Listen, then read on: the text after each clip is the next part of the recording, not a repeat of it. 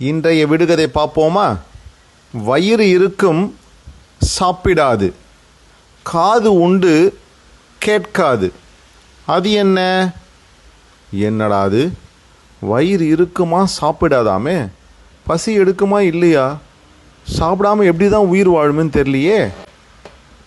என்னன்னு கண்டுபிடிச்சிங்களா? காது வேற கேட்காதான். நான் சொல்கிறது உங்களை எல்லாருக்கும் கேட்கும்னு நினைக்கிறேன். கண்டுபிடிச்சிங்களா? அதுதான்.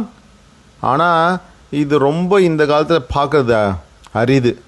அந்த காலத்தில் எல்லார் வீட்லேயும் இருக்கும். யாருன்னா வெளியே போனாங்கன்னா இது இல்லாமல் யாரும் வெளியே போகவே மாட்டாங்க.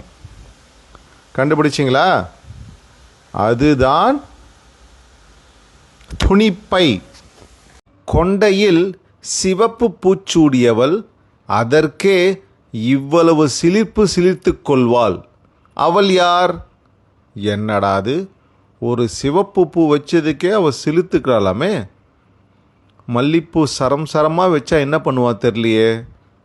யாருன்னு கண்டுபிடிச்சிங்களா? மிக சுலபம். காலையில் இவங்க பார்க்கலாம்.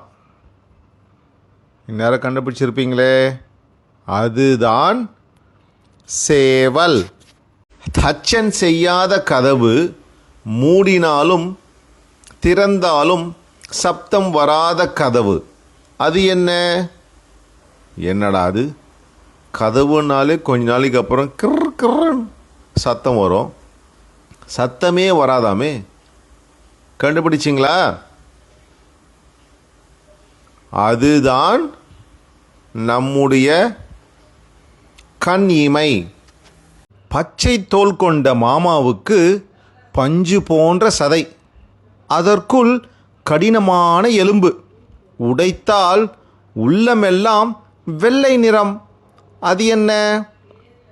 என்னடா அது?